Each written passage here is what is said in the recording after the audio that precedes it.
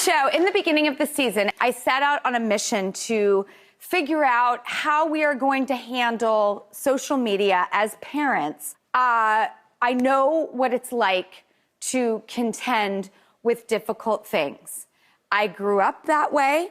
There were many times where I wished more than anything that I could have hid and not had to face people when they knew that just all of my mess was out there for everyone to see, which now we all do on social media. I thought it was so unique back in the 80s. Well, guess what? We're all in that boat. So I want to introduce someone who has really changed my life, and he has been working to change the lives of everyone in our country, regardless of party. He has worked in the Obama administration, the Trump administration, and the Biden administration. Today, the Surgeon General of the United States, Dr. Vivek Murthy, is here. Good to see you. So glad you're doing this. I'm so happy to see you again. Me too. Oh, Vivek. Yeah. Dr. Murthy. You can call me Vivek. I can? Friends. Vivek. Yeah, okay. I'm so passionate about kids and social media. And I don't see any of the companies out there with the regulations that I would hope to see. I see you out there putting warning labels. You're the one leading the charge on raising the awareness that this needs to be taken serious in a way that it was not being taken serious. And why did you make that your mission? Well, Drew, first of all, thank you for everything you're doing to help raise awareness around this struggle. Yeah. Give her a hand. Thank you. This has become a universal struggle for parents, figuring out how to manage technology and social media for their kids. And in fact, when you look at studies around this, parents cite technology and social media as their top two causes and reasons why they think parenting is so stressful now compared to a generation ago. Yes. And here's what we do know now. We're living in the middle of a youth mental health crisis with very high rates of depression, anxiety, and suicide among kids. And it's become clear when you look at the data that social media has become one of the important contributors to that youth mental health crisis. Last year I issued a report on this topic, and we noted that the kids who are spending 3 hours or more on social media a day, they face double the risk of anxiety and depression symptoms. And by the way, the average amount of use is about 5 hours a day among kids. Many parents ask me, hey, if everyone's using this, how could it be harmful? Or if it's free and open for everyone to use, if there were really harms, why wouldn't someone have done something about this? And that is a scary part, is that there are real harms that are accruing to our kids, but it just seems like a normal part of everyday living.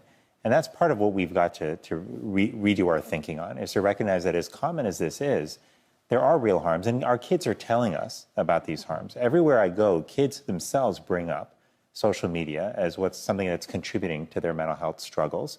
They talk about the harmful content that they're being exposed to. They talk about the just extraordinary culture of comparison that is accelerated on social media, where you're comparing yourselves not just to thousands of other people, but even to stuff that's not real, to touched up images, and you're constantly feeling worse about yourself. But the third piece that they talk about a lot is how addictive social media is. Nearly a third of adolescents say that they feel addicted to social media, but what they are subject to are these platforms that are designed by the best product engineers in the world, with cutting-edge neuroscience, by some of the best resource companies in the world, to figure out how to keep you on as long as possible. And so that makes the social media environment particularly dangerous for kids. What was it when you put out that warning? Because you put yourself out there for warning labels on social media. What was your goal that day, pushing send to your open letter in the New York Times, and putting the warning labels on? Well, quite simply, my goal was to make sure that we protect our kids from the harms of social media. But I also wanted changes made to make social media safer. And that's where I called for a series of policy changes, including reducing the addictive features that we have on these and protecting kids from them, protecting kids from harmful content online, and also making sure that companies are transparent with the data, the information they have about the impact of their platforms on our kids' mental health. Look, the bottom line is that we've got to get parents and kids some help here. What we've done is we've put the entire responsibility on for managers on the shoulders of parents. And we've said, hey, even though you didn't grow up with this technology, even though it's rapidly evolving, go ahead and manage it. Figure it out somehow. And that's just frankly unfair. So that's where these guardrails really come in, is we've got to make the job easier for parents. We don't, with cars, for example, we don't tell a parent when their kid's about to start driving. We don't say, you know what, go get a car, check out the brakes yourself, test out the frame, make sure it's crash-worthy, make sure, by the way, that the engine it works as well, make sure everything is okay about the car, and then put your kid in it. And by the way, if you miss something, it's on you. We don't do that. We say cars are complex. Let's put safety standards in place so that as a parent, when you get a car for your kids or put your kid in a car, you know it's been crash tested, it's got seatbelts, it's got airbags, it's safe for your child. That's what we have to do with social media. We can't continue to put it on parents. So when I've worked really closely with my kids on this. They don't have cell phones. But when my kids' friends come over, I let them play for a while. Their parents allow them to have phones, so I allow it for a little while, and then I go, okay, everybody, here's the phone box. All the kids throw their phones in there, and then I put it away.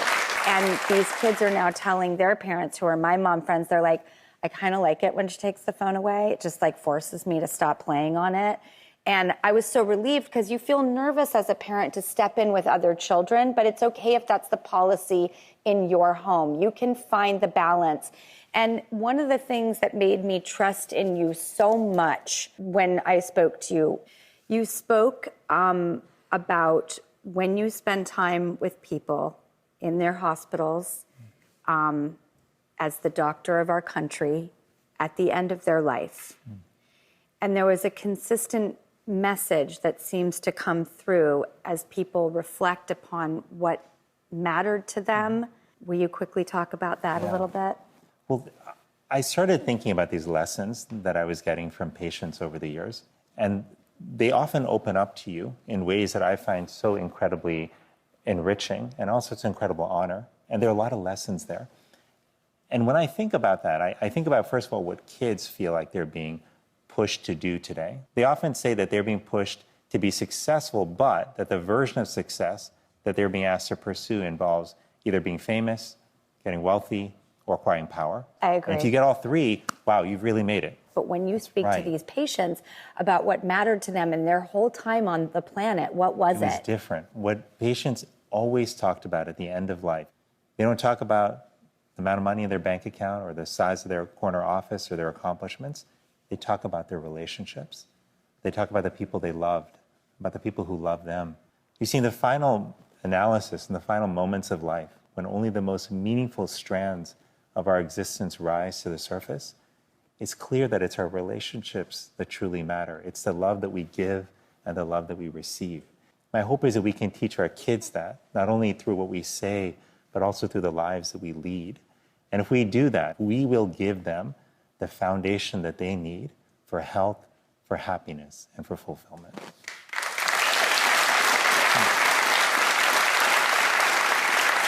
And speaking of wake-up calls, when we come back, I want to bring out Lauren Greenfield, the renowned documentarian. She has a new show. It's called Social Studies, and somehow she got access to really see how groups of kids are really living. You won't want to miss it. We'll be right back.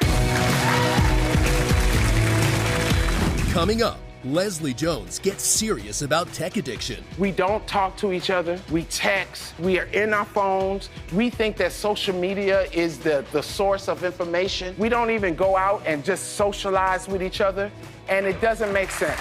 And later, simple strategies for cutting down on screen time.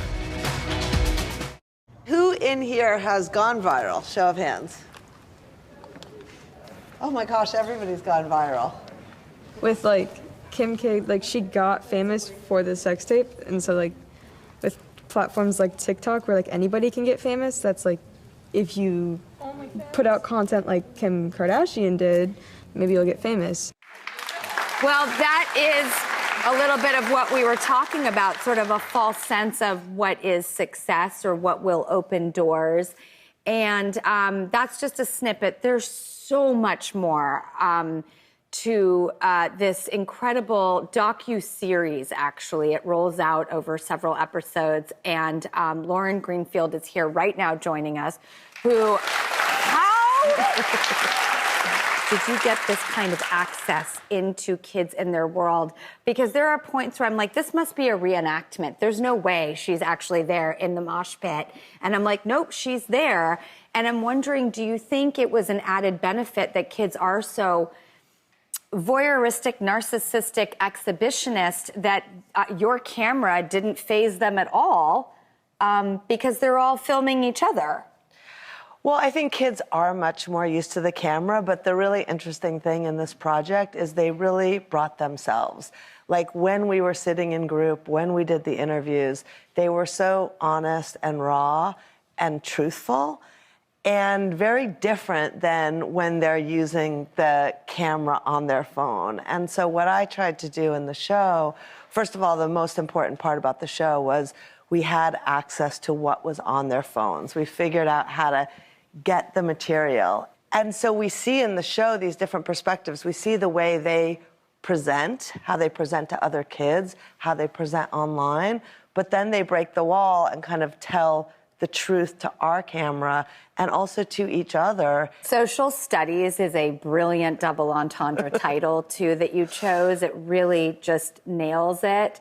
And here's a subject that I never hear brought up enough. What do we do about the fact that schools now rely all on Google portals? Anyone heard of a little search engine called Google? Well, that gives you access to everything. They have Google Chromebooks, which have limited access, but everything is transferring to portals in schools. How do we have a prophylactic protection from our kids with how the school curriculum functions and how we as parents have a relationship with our kids and their phones? Because they're separate issues, but they're all being lumped in together. Well, I need to have the smartphone to get into the Google portal, and I have very strong feelings about that. My belief is that technology is not bad. It can help us. We rely on technology today to make our lives better. But we've got to make sure that there are basic safety standards in that technology so that our kids get the benefit and not the harm. I have a very taboo question, but you are the person to ask. Now, there is a major push for parents to have their kids have access to phones in schools because of the epidemic in our country of school shootings. I believe that all children should have phones. I think what I've really come to realize is there's a difference between a phone and a smartphone. And so I'm wondering, is there any hope, any company out there, anyone, I'm telling you, you got a business model and a margin that is going to blow up because we're all looking for this.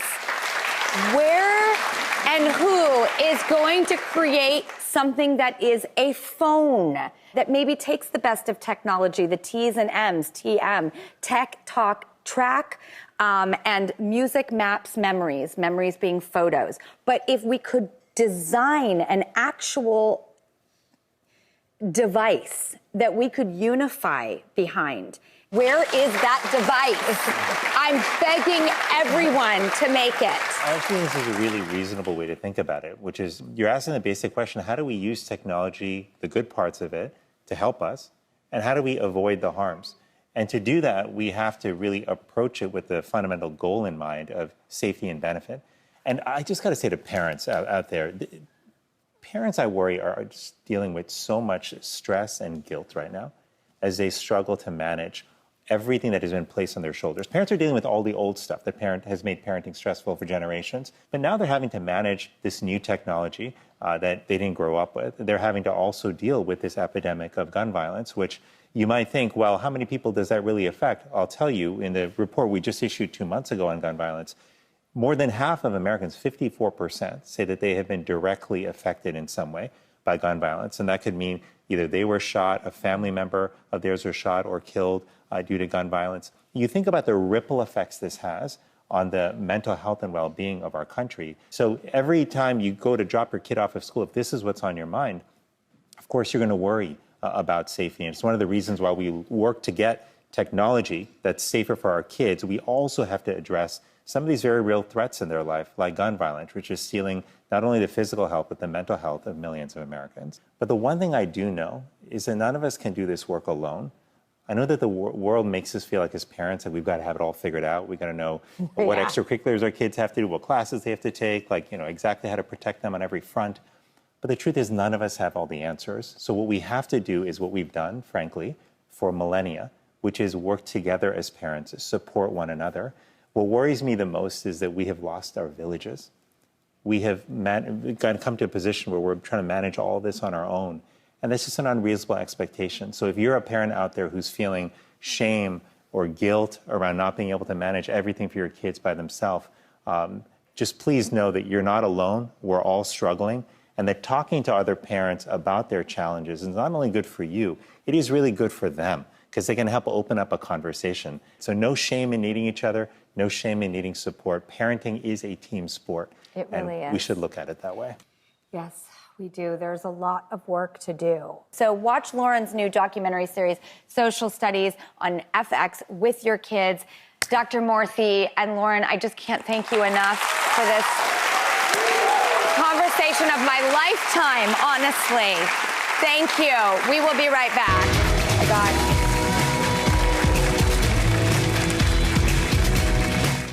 Here's a little bit extra with Leslie Jones.